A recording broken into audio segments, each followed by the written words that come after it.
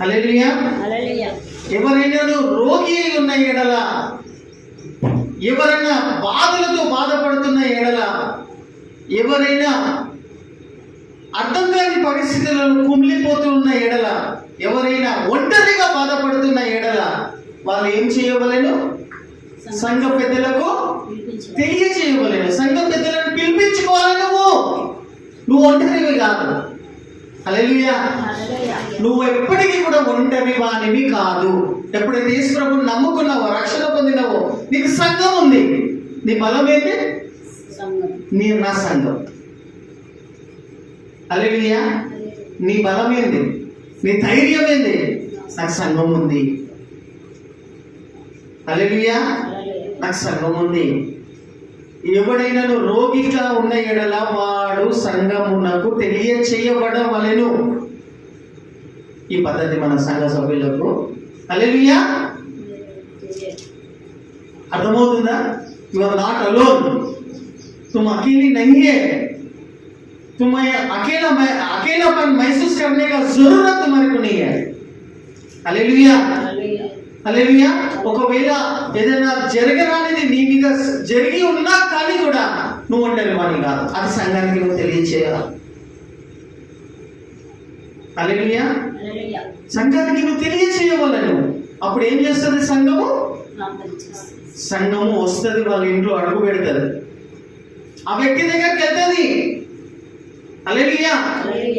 వెళ్ళినప్పుడు సంఘం ఎదుట పాతాళ లోకపు ద్వారాలు నిలబడవు.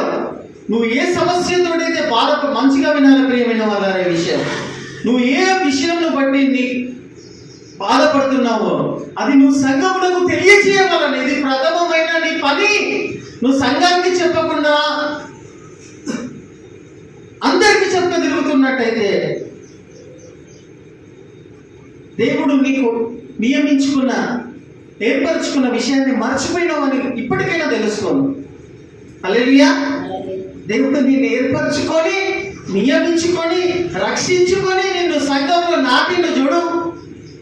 నాటి ఏం చెప్తూ ఉన్నాడు? నాకు సంఘానికి తెలియచేయవలని అని చెప్తూ ఉన్నాడు. ఏదున్నా.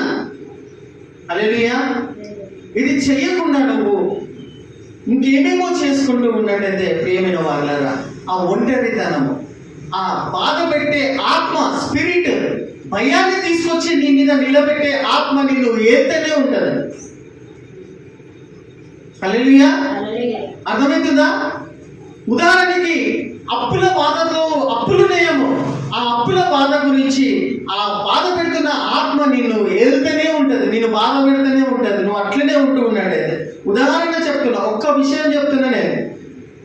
నీకు ఏమై ఉన్నా కానీ కూడా నువ్వు సంఘ పెద్దలను, సంఘమునకు ఫస్ట్ నువ్వు ఇన్ఫార్మ్ చేయవలేను, తెలియచేయాలి. సంఘము నీ దగ్గర ప్రార్థన చేస్తారు, నీ ఇంటికి వస్తుంది. సంఘము నీ ఇంట్లో అడుగు పెడితే పాతాళ లోకపు ద్వారాలు నిలబడవాడా. ఆ రోగము ఏమంటున్నాడు అక్కడ? ఆ రోగంతో బాధపడితే సంఘం వచ్చి చేతుల నుంచి నీ మీద ప్రార్థన చేస్తే వెంటనే ఆ రోగి స్వస్థపరచబడదు. యూట్యూబ్లలో కానీ, స్కానర్లలో కానీ, ఇంకెవరో కానీ ఇది పెట్టలేకపోతుంది. సంఘం ఉందా నీకు? ఉందా లేదా? దేవుడు పెట్టిన సంఘం ముందు సంఘ పెద్దలను పిలిపించి నువ్వు ప్రార్థన చేపిస్తే విశ్వాస సహితమైన ప్రార్థన ఆ రోగిని అప్పుడే స్వస్థపరచును. ఎప్పుడు?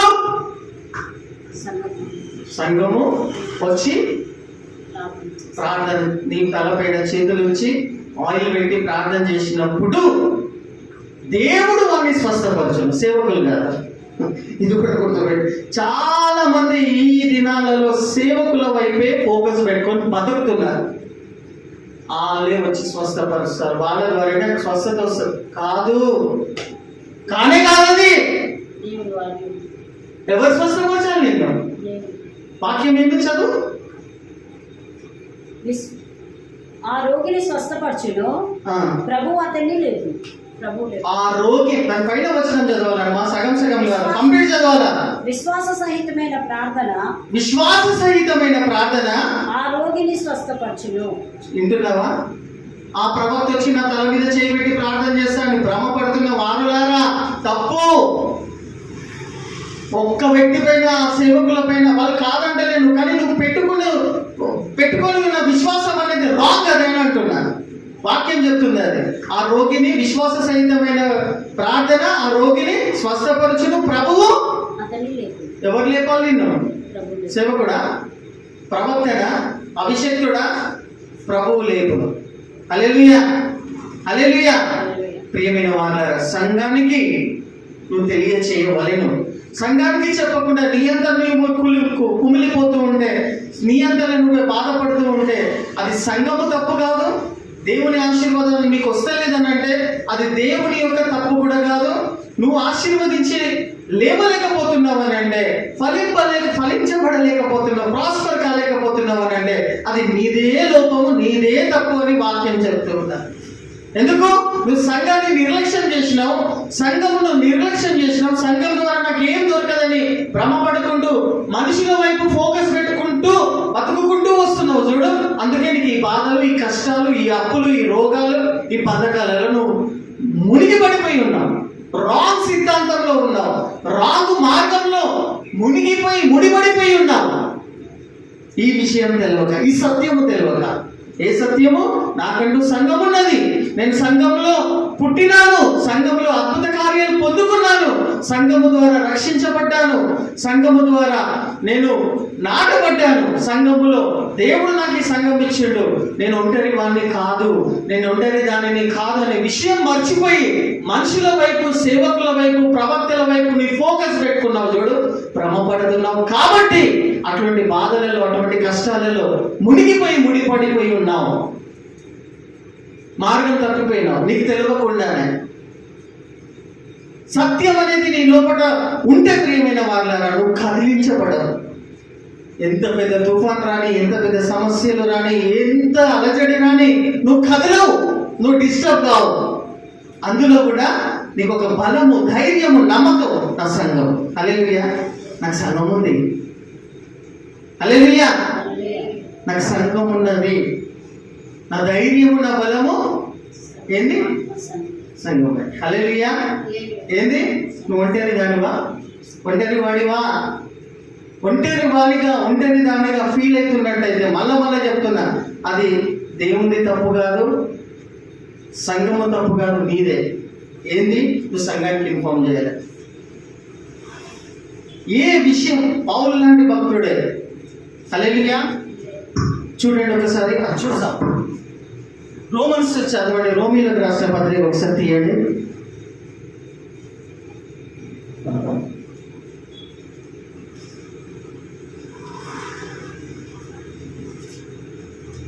ఇంకేం చేయాలి చదవండి. 5:16 చదవండి. ఈ 2 వచనాలు చూసుకోండి. 5:16 యాకోబు గ్రంథము 5:16 చదవాలమ్మా, విడివిడిగా చదవాలి, ఒక్కోలే చదవద్దు, వాక్యం అందరు చదవాలి. హల్లెలూయా. చదవండి, మీరు చదవండి. 5:16 చదవండి. ఒకనికొకడు ఒప్పుకొనుడి, మీరు స్వస్థత పొందినట్లు. చూసారా? ఒకనికొకడు ఒప్పుకోడు. ఇది సంఘం దేవుడు పెట్టిన పద్ధతి నేర్పిస్తున్నాడు మీకు. ఒకనికొకడు ఒప్పుకోండి, అప్పుడు మీరు స్వస్థత పొందును. ఒకడు ప్రార్థన చేయండి, ఒకరి కోసం ఒకడు ప్రార్థన చేయండి.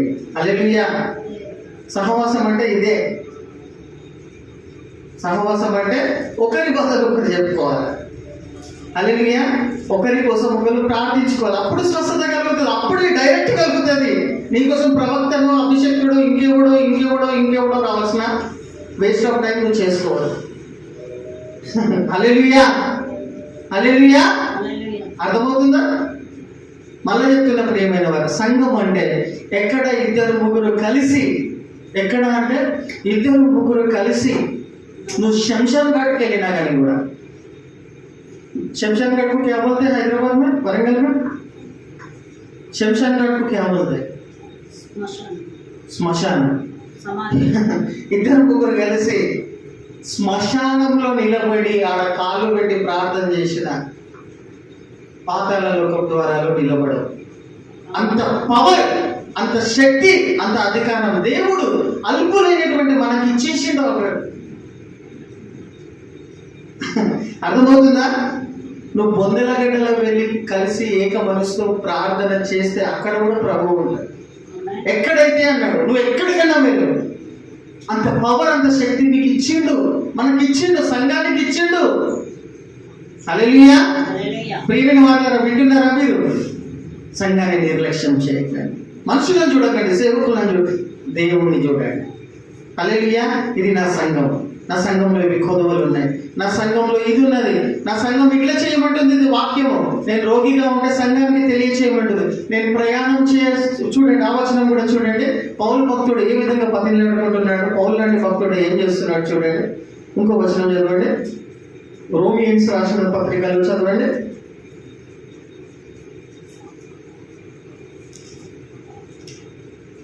ఐ థింక్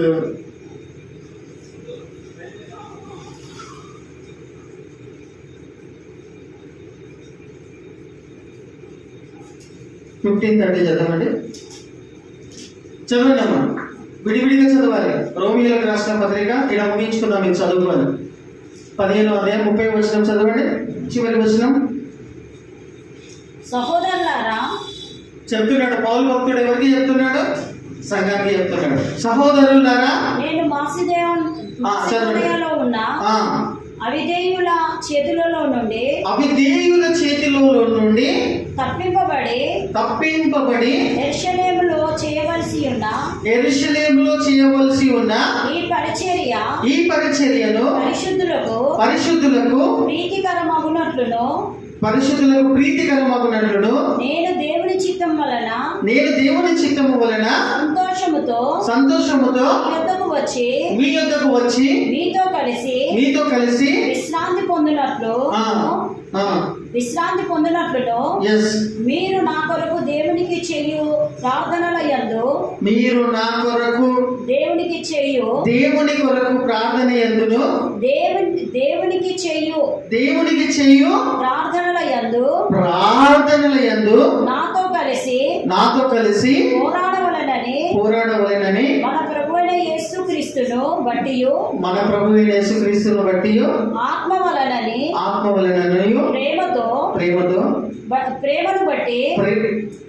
ప్రేమను బట్టి మిమ్మల్ని బ్రతిమాలుకొనుచున్నాను. పౌలు భక్తుడు హల్లెలూయా.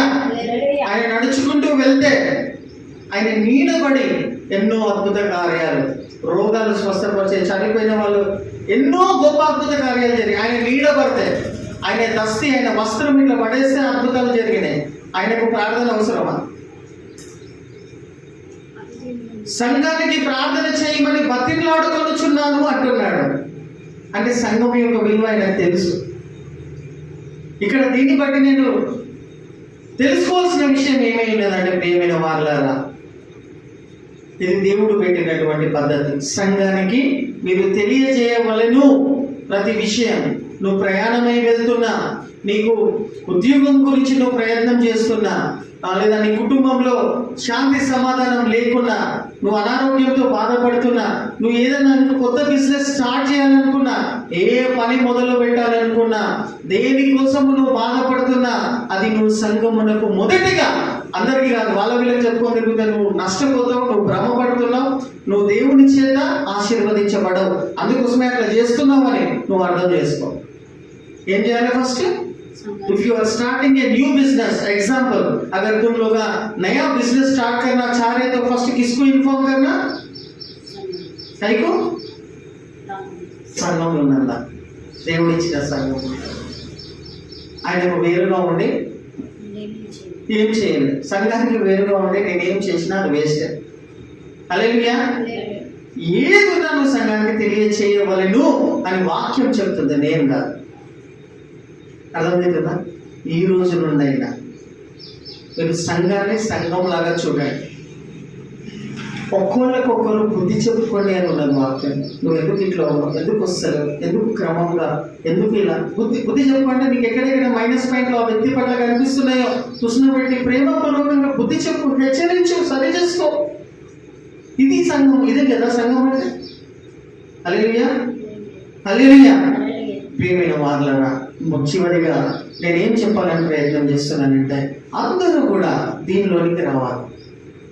అపోస్తల కార్యం 2వ అధ్యాయం 42-47 వచనం ఇందులో ఉన్నట్టయితే, ఈ క్రమంలో సంఘ సభ్యులు నాటబడినట్టయితే ప్రియమైన వారులారా, blessings will overflow from each and every church.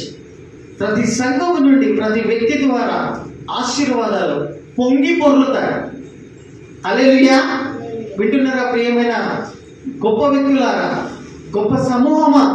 చదవండి, అందరికీ తెలిసింది. అపోస్తుల బోధ యందును 2వ అధ్యాయం, అపోస్తుల కార్యం 2వ అధ్యాయం 42వ వచనం. అపోస్తుల బోధ యందును చదవండి. అపోస్తుల బోధ యందును రొట్టె విరుచుట యందును. సంఘ సభ్యులు ఎట్లా ఉండాలా? అపోస్తుల బోధ యందును రొట్టె విరుచుట యందును. అపోస్తుల బోధ యందును సహవాసమందును రొట్టె విరుచుట యందును ప్రార్థన చేయుట యందును ఎడతెగక ఉండవలెను. ఎన్నో వచనం అది? 42, 47, 45, 46, 47 చదవండి. 46. It is there or not? అప్పుడు ప్రతివానికి దానిపైన వచనం నుండి ఇంకను అనేక విధములైన మాటలతో సాక్ష్యం ఇచ్చి మీరు మూర్ఖులకు. చూసారా, సంఘానికి చెప్తున్నాడు, ప్రతి సంఘానికి చెప్తుంది వాక్యం. మీరు మూర్ఖులకు ఈ తరము వారికి. చూసారా, మూర్ఖులకు ఈ తరము వారికి వేరే రక్షణ పొందుడని వారిని హెచ్చరించెను. చూసారా, అంటే ఏం చెప్తుంది సంఘం? సంఘానికి కావాల్సింది ఏంటంటే సంఘము ఐక్యతతో ఉండాలి. అపోస్తుల బోధ యందు అంటే వాక్యము వినడానికి, ప్రార్థన చేయుట యందు సంఘంలో వచ్చి ప్రార్థనలు చేయాలి. సంఘ సభ్యులతో కలిసి రొట్టె విరుచుట సంఘంగా కలిసి నువ్వు ఇది చేయవలెను. ఇలా చేయడం వల్ల ఏమైతుందంటే తెలుసా? కింది వచనాలు చదువుకుంటూ వెళ్తాయి. ఇది సంఘము, ప్రతి సంఘం ఇలా చేసుకుంటూ జరిగించుకుంటూ క్రమం తప్పకుండా డుమ్మలు కొట్టకుండా. ఈరోజు చాలా మంది కొత్త వాళ్ళు వచ్చారు, పాత వాళ్ళందరూ 2 వారాలు వచ్చారు, మళ్ళీ ఎప్పుడు వస్తారో వాళ్ళకే తెలియదు, వస్తారో రావడం కూడా తెలియదు. ఎందుకంటే గర్జించు సింహము బయట అపవాది ఎవరిని ఎత్తుకొని వెళ్ళిపోవాలని చూస్తుంది. కొత్త వాళ్ళు చాలా మంది వచ్చారు, పాత వాళ్ళు ఏమైనా. ఎందుకు చెప్తుందంటే వాక్యం ఏం చెప్తుందంటే క్రమం తప్పకుండా, హల్లెలూయా, డుమ్మాలు కొట్టకుండా. ఆ చివరిలో కూర్చున్న గోడ దగ్గర కూర్చున్న వ్యక్తికి చెప్తున్నాను, కొత్త వ్యక్తి, తుమార్కి తుమారు ఆయన कंटिन्यू चर्च को आना रहे, आते रहना बोलकर वचन प्रभु जी का कलाम आपको मेरे को सबको बता रहा है. थोड़े लोग हैं 2 हफ्ते आते, 3 हफ्ते आते, वो भी कई को आते बोले तो मुश्किलों में है, कर्जों में है, समस्या से सफर हो रहे हैं. जरा परमेश्वर के मंदिर को गए तो शांति समाधान मिलता बोलकर आते वो लोग. लेकिन कंटिन्यूली जो परमेश्वर लगाए सो नियम में वो लोग नहीं आते. समझ में आ रहा तुम्हारे को? अर्थम है तुम्हारे को? हालेलुया. సంఘముకి నువ్వు కంటిన్యూగా ప్రతి ఆదివారం ప్రతి ప్రార్థన కూడికలకు నిర్లక్ష్యం చేస్తున్నట్టయితే ప్రియమైన వారులారా, అపవాది మిమ్మల్ని ఎత్తుకొని వెళ్ళిపోతాడు. మీ బలహీనతలను పట్టుకొని, మీ బలహీనతలను తీసుకొచ్చి మీ ముంగట నిలబెట్టి మిమ్మల్ని అట్లా పడగొట్టేసి, అందులో పడగొట్టేసి మీకు తెలియకుండానే మీరు ఎంత దూరం వెళ్ళిపోయినారు అని తిరిగి చూసుకోవడానికి కూడా వీలు ఉండకుండా అపవాది నిన్ను ఎత్తుకొని వెళ్ళిపోతాడు. ఈ ప్రమాదం ఉంది. అటువంటి దినాలలో మనం ఉన్నాం. सो इसलिए मैं वचन क्या बता रहा बोले तो हर एक संडे के दिन आप आना ही आना चाहिए बस. हालेलुया. हर एक संडे आप टाइम निकाल कर प्रिपेयर होकर, कल संडे है, कल परमेश्वर का दिन है, ये दिन मेरे लिए परमेश्वर मुझे बनाए सो है, मैं जाना ही जाना बोलकर आपका माइंड सेट कर लिया तो आपका 100% आप मंदिर को आते, परमेश्वर के कलीसिया को आते. हालेलुया. ఈ ఆలోచన లేని వాళ్ళు రేపు ఆదివారం కదా, రేపు ప్రార్థన కూడికలు కదా, రేపు బుధవారం కదా, సహవాసముగా అంత్య దినాలలో ఇలా ఉన్నాం కదా, మరి ఎక్కువగా సహవాసం చేయమని వాక్యం హెచ్చరిస్తుంది. ప్రేమతో చెప్తలేదు కదా, హెచ్చరిస్తుంది కదా. రేపు నేను వెళ్ళాలి, నేను సిద్ధపడాలి, ప్రార్థనకు వెళ్ళాలనే సిద్ధపాటు మనసు ఎవరికి ఉంటుందనంటే అపవాది నుండి నేను తప్పించబడాలనేటువంటి వాళ్ళకు, దేవుని మాటకు లోపడాలనేటువంటి ఆ విషయము, నమ్మకత్వము ఉన్నటువంటి వాళ్ళు ఖచ్చితంగా సిద్ధపడతారు. వాళ్ళు హల్లెలూయా. సిద్ధపడి ఏం చేస్తారు? నువ్వు ఏం చేస్తున్నా మందిరంలో వచ్చి కూలబడతావు, పాదాల దగ్గర, ప్రభు పాదాల దగ్గర పడి ఉంటావు. అంటే పూర్తి ప్రొటెక్షన్లో నేను ఉన్నాను, పూర్తి భద్రతలో నేను ఉన్నాననేటువంటి ధైర్యము, నమ్మకము, సమాధానం నీకు దేవుని మందిరంలోనే కలుగుతారు, బయట ఎక్కడ లేదు. హల్లెలూయా. దావీదు లాంటి మహారాజా, అంత పెద్ద మహారాజా చెప్తున్నాడు, ప్రభు దినవెల్లా నీ మందిరంలో కూర్చోవడమే నాకు ఇష్టం. అంత భద్రత, అంత సమాధానం, అంత స్వస్థత, అంత నెమ్మది నాకు ఎక్కడ దొరుకుతున్నది? ఎక్కడ? మందిరంలో. అది గ్రహించండి, అది గుర్తుపెట్టుకోండి. అలా సిద్ధపడండి. మీరు ఆశీర్వాదాల కోసం బయట భ్రమ భ్రష్టత్వం, భ్రష్టపరచు ఆత్మ తరుణంలో మనం ఉన్నాం. తెలుసా మీకేది? తెలుసా ఏ జనరేషన్లో, ఏ తరములో ఉన్నాం తెలుసా? భ్రష్టత్వం అంటే భ్రమపరచు ఆత్మ తిరుగుతూ ఉన్నది బయట. ఎక్కువ చెప్పాలండి, ప్రకటన గ్రంథం ప్రకారం భ్రమపరుస్తుంది. అక్కడికి పోతుంది, అవుతుందంట. పోతావు, కష్టపడతావు, సిద్ధపడతావు, డబ్బులు ఖర్చు పెట్టుకో, పోతావు, కానీ పని కాదు. భ్రమపరిచింది, డిస్టర్బ్ చేసి పడేసింది నేను అక్కడ. అరే నీకు సంఘం ఇచ్చిండు, సంఘము వదిలిపెట్టేసి మూలకు తగ్గేసారు మీరు. మళ్ళీ చెప్తున్నా, మూలకు తన్ని పడేసి మీరు ఒక మూలకు పోయి కూర్చుంటున్నారు. ఏడికెళ్ళి వస్తాయి మీకు ఆశలు? బయటికి వెళ్ళి వస్తాయి అనుకుంటున్నావా? వస్తాయి అనుకుంటున్నావా? భ్రమపరచు ఆత్మ జనరేషన్ లో మనం ఉన్నాం. భ్రమపరుస్తుంది. అక్కడికి పోతే ఇది, ఇక్కడ పోతే ఇక్కడ కాదు. మందిరం నుండే, సియోనులో నుండే నిన్ను ఆశీర్వదించేదను, సియోనులో నుండే నిన్ను ఆనందింప చేసేదను. సియోను అనగా ఏంటి? దేవుని గుడారము, దేవుని మందిరము, దేవుడు నీవు ఏర్పరచుకున్న స్థలం. హల్లెలూయా. మీరే భ్రమపడకండి ప్రియమైన వాళ్ళారా. హల్లెలూయా. అపోస్తలుల బోధ యందును, రొట్టె విరుచుట యందును ఇదన్నీ చేసిన తర్వాత ఇలా సంఘము, కుటుంబ సభ్యులు సంఘముగా కలిసి వచ్చినప్పుడు కింది వచనంలో ఏమవుతుంది? అప్పుడు అందరికీ కూడా భయము కలిగిందట. చదవండి వచనం, చదవండి. 45 రెండవ అధ్యాయం అపోస్తలుల కార్యం. ఇదియోగాక వారు తమ చిరాస్తులను కింది వచనం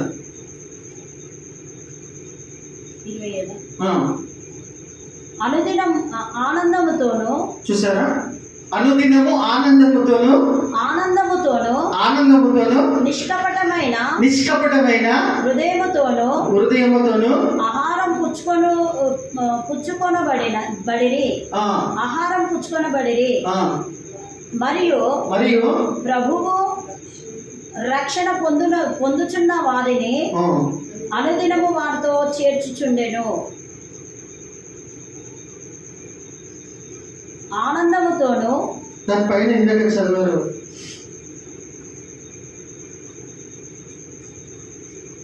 చెప్తాను ఈ వాక్యంలో ఉన్నది.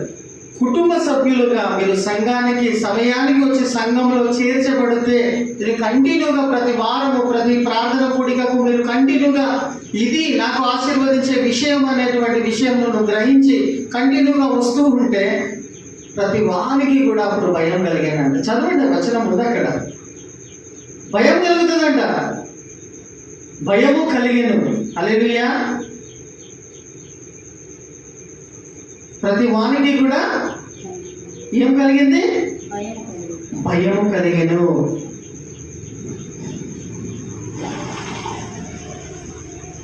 నలభై కూడా వచనం చదవండి.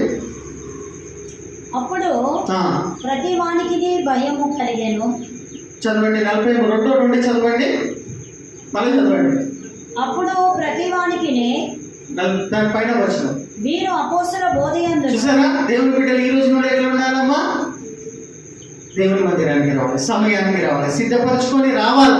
అప్పుడు అపోస్తలుల చదవండి అపోస్తల బోధయందును దేవుని వాక్యం వినడానికి దేవుని మందిరానికి రావాలను. హల్లెలూయా. సహవాసమందును, సహవాసం ఏదైతే మీరు చేస్తున్నారో సహవాసము దేవుని బిడ్డలతో దేవుని మందిరంలో చేయవలెను. రొట్టె విరుచుట యందును, రొట్టె విరుచుట యందును, ప్రార్థన చేయుట యందును, ప్రార్థన చేయుట యందును ఎడతెగక ఉండిరి. ఇట్లా ఉండాలి. హల్లెలూయా. సంఘ సభ్యులు, నా సంఘ సభ్యులు ఎట్లుండాలి, దేవుని బిడ్డలు ఎట్లుండాలంట? అపోస్తల బోధయందును, ప్రార్థన చేయుటయందును, రొట్టె విరుచుటయందును. ఇది కంటిన్యూగా చేస్తూ ఉంటే, కింద వచనం చేయండి, ఇలా మీరు చేస్తూ ఉన్నట్టయితే, ఇలా మన సంఘ సభ్యులు చేస్తూ ఉన్నట్టయితే ఏమవుతుందంట? చదవండి. అప్పుడు ప్రతి వానికి భయము కలిగెను. భయం కలిగిందట. హల్లెలూయా. అప్పుడు ప్రతి వానికి ఏం కలిగింది అంటే, మీ ఇంటి చుట్టుపక్కకు మిమ్మల్ని రోజు చూస్తున్నారు, వాళ్ళకి ఏం కలుగుతుందంట? మిమ్మల్ని చూస్తే భయం కలుగుతుందంట. హల్లెలూయా. ఇటు చూడండి, అప్పుడు మీ అందరికీ కూడా क्या होता? दूसरे लोगों को आपको देखे तो क्या होता कहते? दूसरे लोग आपको देखे तो क्या होता कहते? वो लोगों को डर पैदा होता कहते. तुम्हारे को देखे तो నిన్ను చూస్తే భయపడతారంట. ఇప్పుడు ఎట్లున్నావు? వాళ్ళని చూస్తే నువ్వు భయపడుతున్నావు. అవునా కదా? మీ చుట్టుపక్కలని చూస్తే, మీ వాళ్ళ వీళ్ళని చూస్తే నువ్వు భయపడుతున్న పరిస్థితిలో ఉన్నావు. ఎందుకో తెలియదు నీకు. ఆ ప్రమాదం, ఆ పరిస్థితిలో ఉన్నారా ఎవరైనా ఇక్కడ? कोई तो भी है? आजू बाजू लोगों को देखे तो तुम्हारे को डर लग रहा क्या? ఎవరైనా భయపడుతున్నారా చుట్టుపక్కల చూసి? डर लग रहा है तुम्हारे लोगों को? डर लगे तो आज से आप लोग एक काम करना चाहिए. क्या करना चाहिए? एवरी संडे टाइमिंग को आप चर्च को आना चाहिए. चर्च में आकर क्या क्या काम करना वो भी वचन बता रहा है, उसके अनुसार आप रहना चाहिए. ఆ విధంగా మీరు చేసినట్లయితే అప్పుడు ప్రతి వానికి మిమ్మల్ని చూసి వాళ్ళు భయపడతారు. హల్లెలూయా. మీకు తెలియకుండానే దేవుడు ఆ విధంగా మిమ్మల్ని అలవర్చుకుంటారు, ఆ విధంగా చేసుకుంటూ వెళ్తా ఉంటారు. మరియు అప్పుడు ప్రతి వానికి భయము కలిగెను. మరియు అనేక మహత్కార్యములను అంటే గొప్ప గొప్ప అద్భుత కార్యములను, సూచక క్రియలను అంటే అద్భుతాలు, ఆశ్చర్య కార్యాలు అప్పుడు అపోస్తలుల ద్వారా, అపోస్తలులు అంటే మీరే, మనమే, విశ్వాసులమే, రక్షణ పొందిన బిడ్డల ద్వారా అంటే మన ద్వారా మహత్కార్యాలు జరుగుతాయంట. ఎవరి ద్వారా? మన ద్వారా. అపోస్తలులు అంటే ఎవరు? రక్షణ పొంది యేసు ప్రభువుని ముఖాముఖిగా సహవాసం చేసిన వాళ్ళే అపోస్తలులు అని అనుకుంటున్నారా? రక్షణ పొందిన, క్రీస్తు రక్తంలో కడిగిన వాళ్ళందరూ కూడా. హల్లెలూయా. మన ద్వారా ఏం జరుగుతాయంట? మహత్కార్యములను, మన ద్వారా మహత్కార్యాలు జరుగుతాయంట, అద్భుత కార్యాలు జరుగును మరియు సూచక క్రియలు జరుగును. హల్లెలూయా. ఇవి మన ద్వారా చేస్తాడంట. ఎప్పుడు? కలిసి కట్టుగా ఉన్నప్పుడు, ఒక ప్లాట్ఫామ్ మీదకి వచ్చినప్పుడు, సంఘముతో అంటుకట్టబడినప్పుడు. ప్రియమైన వాళ్ళ సంఘాన్ని నిర్లక్ష్యం చేయకండి. ఈ రోజు నుండి అయినా నువ్వు ఒంటరి వాడిని కాదు, ఇది గుర్తుపెట్టుకో. నువ్వు సంఘానికి దూరమైనావు కాబట్టి ఒంటరిగా ఫీల్ అవుతున్నావు. ఏ విషయం కూడా నువ్వు సంఘానికి చెప్తున్నావు కాబట్టి ఒంటరిగా. ఆ స్పిరిట్ నిన్ను వెళ్తున్నది, నిన్ను భయపెట్టిస్తుంది. నీకు ఉద్యోగం వస్తుందో రాదు, ఉదాహరణకి నీ భవిష్యత్తు ఎలా ఉంటుందో, నా పెళ్ళి అవుతుందో కాదో, ఇదంతా స్పిరిట్. ఇది మీరు స్ట్రెస్ లోనికి, డిప్రెషన్ లోనికి తీసుకెళ్తుంది చూడు. ఇది ఒక ఈవిల్ స్పిరిట్. బాండేజ్ లో నువ్వు ఉన్నావు. ఎందుకున్నావు అంటే నిన్ను ఫీల్ అవుతున్నావు ఐఎమ్ అలోన్ అని. నేను ఒంటరిగా ఉన్నాను, నీ అంతా నువ్వు ఫీల్ అవుతున్నావు కాబట్టి ఒక దురాత్మ నిన్ను ఆవరించుకొని ఉన్నది. కమౌ, దాంట్లో నుండి బయటికి రా.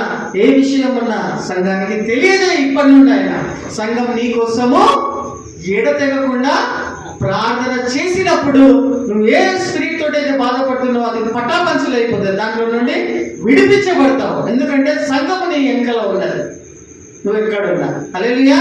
వాళ్ళ వీళ్ళకి ఫోన్లు చేసి, బ్రదర్ నా కోసం ప్రార్థన చేయండి బ్రదర్. అక్రమము చేయువారులారా, దాని కిందికి వెళ్ళిపోతున్నావు. సంఘాన్ని కాళ్ళ తొక్కేసి, సంఘాన్ని పక్కన పెట్టేసి ఎవరికో నమ్ముకుంటారు. బ్రదర్ వాడు ఎక్కడో ఉంటాడు, ఫోన్ ఎక్కడో ఉంటాడు, వాడు ఈయన ఫోన్ చేసి ఈయనతోటి ప్రార్థనలు చేయించుకొని డబ్బులు లాగాలని ఆ సేవకుడు చూస్తాడు. అది నీకు అర్థమవుతుంది. No no no no wrong doctrine లో, రాంగ్ మార్గంలో, అక్రమంలో వెళ్ళాల్సిన అవసరం దేవుని బిడ్డలకు లేదు. నీకు సంఘం ఉంది, వాళ్ళ ద్వారా దేవుడు కార్యములు చేస్తాడని వాక్యంలో ఈ రోజు నుండి అయినా గుర్తుపెట్టుకోను. గుర్తుపట్టు, జాగృతంగా. You are not alone. Hallelujah. నీకు సంఘం ఉన్నది. హల్లెలూయా. ఉన్నదా లేదా? ఉన్నదా లేదా? వీళ్ళకి ఎందుకు ఫోన్ చేస్తారు మీరు? మళ్ళా సత్యంలో మీరు ప్రతిష్ఠించబడాలి. సత్యంలో మీరు లేరు అరే ఆ సేవకుడు వాళ్ళు గొప్పలే, వాళ్ళ సంఘానికి, వాళ్ళ పిలుపుకి, వాళ్ళ కాంగ్రిగేషన్కి, వాళ్ళ మందకు, వాళ్ళకు అది నీ కాదు. నీకంటూ ఒక మంద, నీకంటూ ఒక సంఘము, నీకంటూ ఒక ప్రతిష్టత, నీకంటూ ఒక నియమం దేవుడు పెట్టాడు. నువ్వు దానికి అడ్డుకట్టబడి ఉండాలి. అందుకోసమే చివరి దినమున చాలా మందికి అక్రమము చేయు వారులారా, గొప్ప గొప్ప సేవకులనే, సేవ చేసినటువంటి వాళ్ళనే పట్టుకొని అక్రమాన్ని దేవుడు సహించాడు. దీన్ని అక్రమం అంటారు. వాళ్ళ వీళ్ళ మీద ఫోకస్ పెట్టుకొని 6 నెలల తర్వాత ఇంకొక సేవకుని మారుస్తావు, 6 నెలల తర్వాత ఇంకొక సేవకుని మారుస్తావు, 6 నెలలు ఆ సంఘ సావంతో మళ్ళీ 6 నెలలతో ఇంకొక అక్రమము చేయువారులారా. లేదా నీకు సంఘము లేదా? ఇయ్యలే?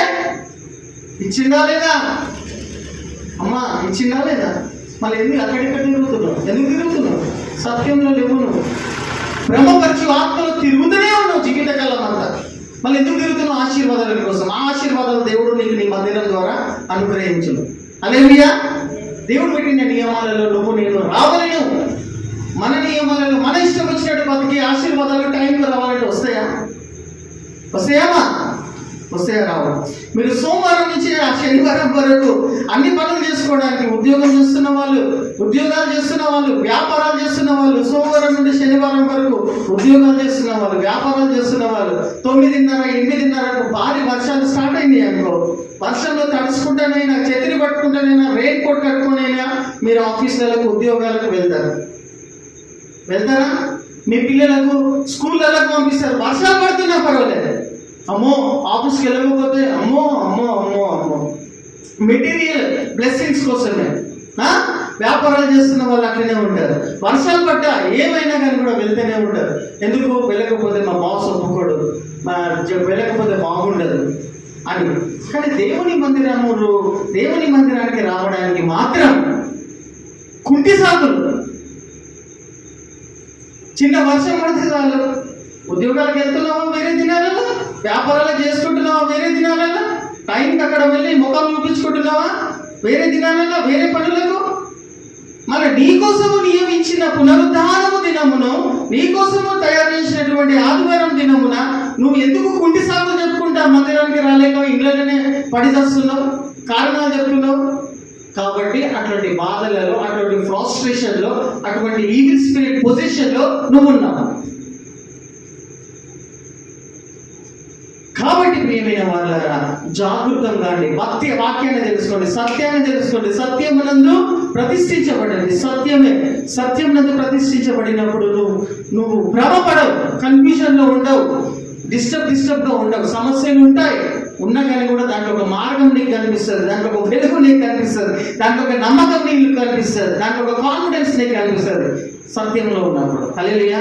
మనం లేచి నిలబడి అందరం కూడా ఈ రోజు నుండైనా ఎక్కడెక్కడో పాతుకుపోయినటువంటి ఈ విశ్వాసులు కూడా చూస్తూ, గమనిస్తూ, ఇక్కడ కూర్చున్న ఇంత గుంపులు కూడా, వీళ్ళు కూడా, మీరు కూడా సంఘముతో అంటుకట్టబడి